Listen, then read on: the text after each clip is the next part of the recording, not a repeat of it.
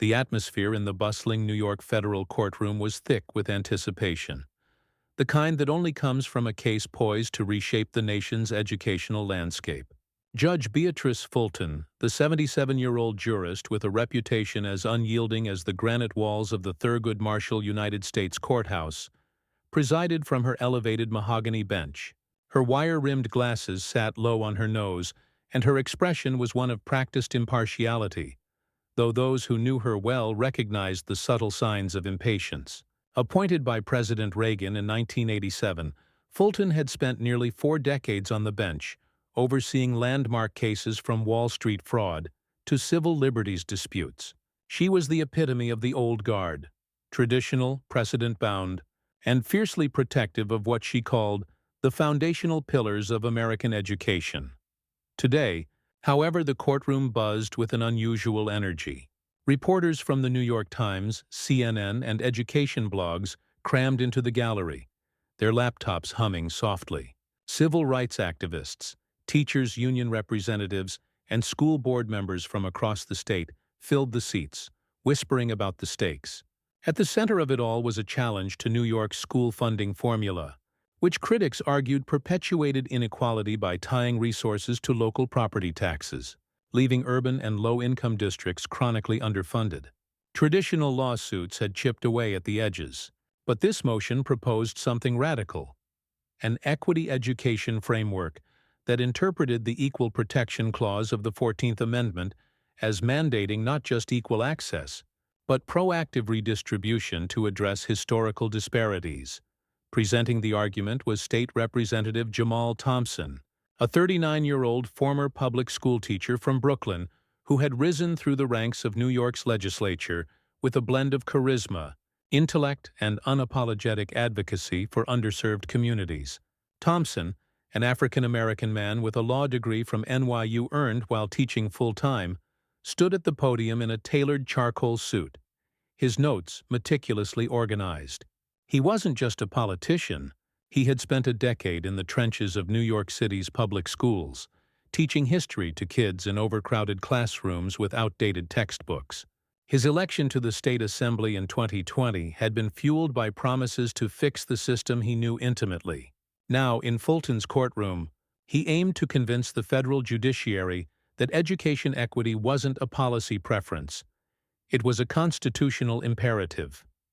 As Thompson began his presentation, the room fell silent. "Your Honor," he said, his voice steady and resonant, honed from years of commanding chaotic classrooms, "we come before this court today not merely to challenge a funding formula, but to affirm that the Constitution demands more than nominal equality in education. Our equity education framework posits that the 14th Amendment's Equal Protection Clause, when viewed through the lens of evolving societal needs, requires states to actively remedy disparities rooted in race, class, and geography." He dove into the details with the precision of a scholar. Citing data from the U.S. Department of Education, Thompson illustrated how New York's system resulted in affluent suburbs spending twice as much per student as inner-city schools. "This isn't happenstance," he argued. "It's a perpetuation of systemic inequality that echoes the segregation struck down in Brown versus Board of Education." But Brown was just the beginning. Subsequent cases like San Antonio Independent School District versus Rodriguez in 1973 acknowledged the issue, but stopped short. Today, with mountains of evidence showing how funding gaps correlate with achievement disparities, we must evolve our interpretation. The Constitution is a living document, Your Honor. It breathes with the nation's progress toward true equality. Judge Fulton listened at first with her customary poise, jotting notes on a legal pad. But as Thompson outlined his framework, proposing federal oversight for redistributive funding models based on need rather than wealth, her expression shifted. She adjusted her glasses, a telltale sign in her courtroom that skepticism was brewing. Fulton had ruled on education cases before, always hewing closely to precedent. She viewed bold reinterpretations as judicial overreach, preferring the stability of established law over what she often dismissed as social engineering experiments. When Thompson referenced a Dynamic equity clause inspired by recent state court decisions in places like Connecticut and Kansas. Fulton could no longer contain herself. She leaned forward, interrupting mid-sentence. "Representative Thompson," she said, her voice laced with a condescension that had withered many an attorney, "are you suggesting this court should rewrite state budgets under the guise of constitutional evolution? Because what I'm hearing sounds less like legal argument and more like a campaign speech." The gallery stirred slightly, but Thompson pressed on undeterred. "Not rewrite, Your Honor, enforce." The Supreme Court in Plyler v. Doe recognized education's fundamental role in democracy. Our framework builds on that, arguing that unequal funding creates de facto discrimination. That's when it happened. Judge Fulton, in a moment that would soon echo across social media, let out a sharp, dismissive laugh. It wasn't a chuckle.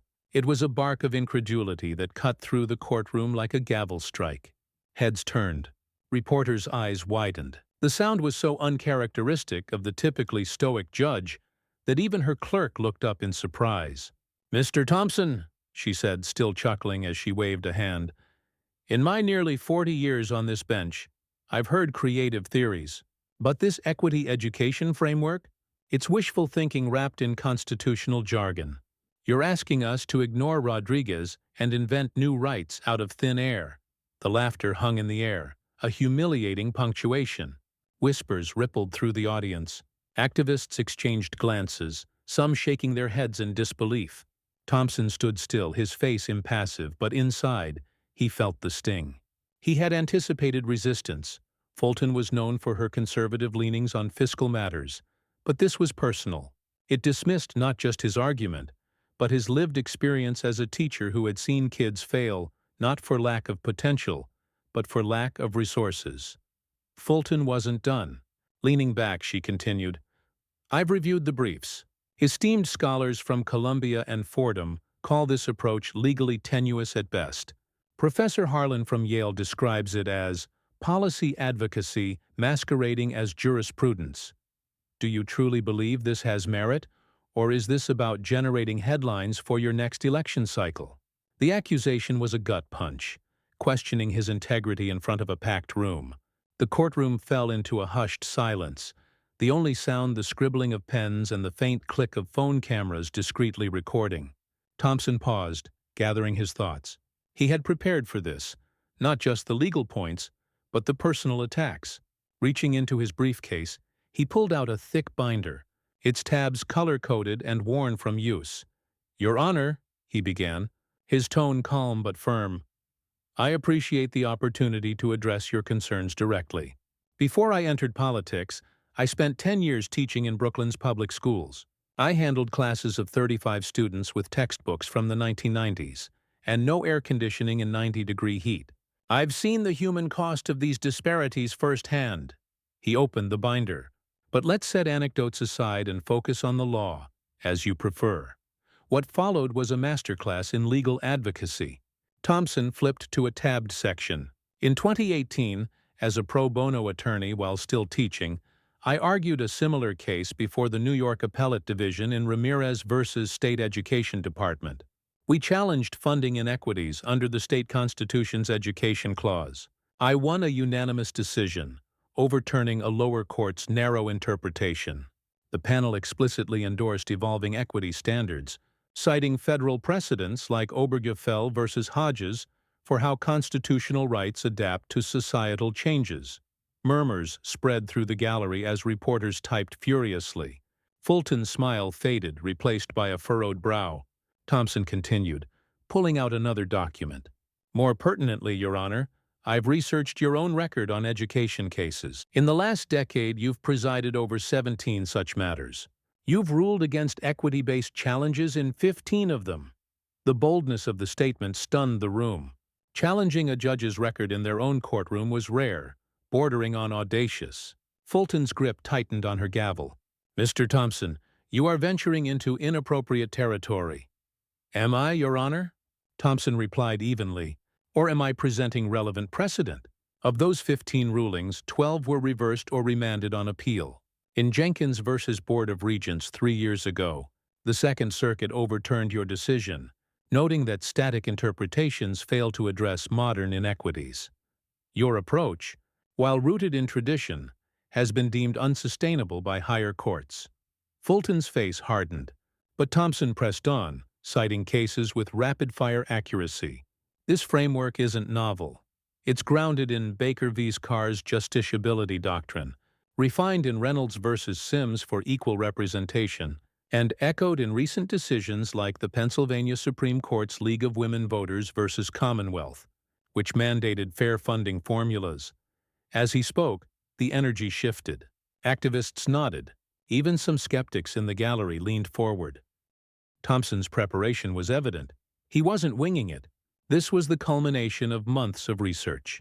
Furthermore, Your Honor, 6 months ago, I co-authored an amicus brief in the Supreme Court case of Abbott v. Texas Board of Education. That brief outlined this exact equity framework. He held up the blue-bound document.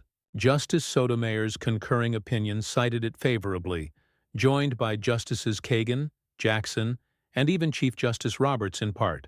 She wrote, "Education equity demands we interpret the Constitution not as a relic, but as a guide for justice in our time. The highest court in the land has validated what you've dismissed as wishful thinking." The revelation landed like a thunderclap. Gasps echoed. Fulton's earlier amusement vanished, replaced by a look of genuine surprise.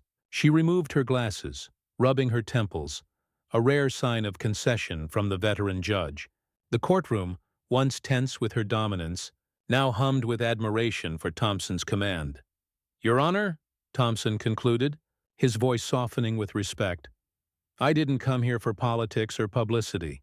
I came because I've seen too many kids denied their shot at the American dream due to zip codes. This framework protects that dream constitutionally." Judge Fulton sat back, the weight of the moment evident. "Mr. Thompson," she said after a long pause, "I require a recess to review these citations." It was as close to an admission as anyone had heard from her. During the 20-minute break, the courtroom erupted in discussion. Phones buzzed with live tweets. Thompson turns tables trending already. Legal analysts on CNN's feed called it a pivotal moment for education law. Upon return, Fulton addressed the court with uncharacteristic humility. "Representative Thompson, upon quick review, your scholarship is more robust than I initially perceived. While I reserve judgment on the merits, I apologize for implying political motivations. That was unwarranted." The apology sent shockwaves. Thompson had not only defended his argument but forced a reckoning. The hearing continued, but the tone had changed. Fulton's questions now probing rather than dismissive. In the days that followed, the video of Fulton's laugh juxtaposed with Thompson's dismantling went viral, amassing millions of views. Education Twitter exploded. "Thompson just schooled the judge, literally," tweeted a Harvard education professor. The National Education Association praised it as advocacy at its finest. Even conservative outlets like Fox News acknowledged Thompson's prowess, with a commentator noting, "Disagree with the policy, but that's how you argue law." The impact rippled outward. Law schools incorporated the exchange into curricula, analyzing Thompson's strategy of preparation and poise. Applications to teach in urban districts surged, inspired by his story.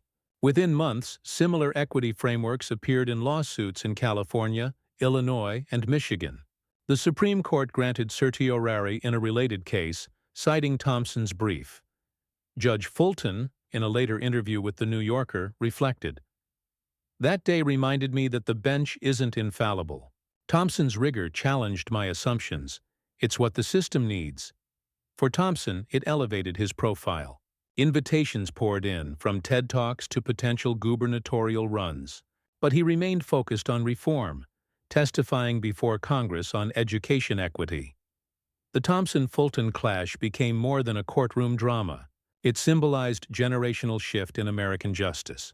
It showed that entrenched views could yield to evidence and empathy, ensuring the Constitution served all students. In a nation grappling with inequality, it was a beacon. Change comes not from laughter, but from unyielding truth. Word count, approximately 4,000.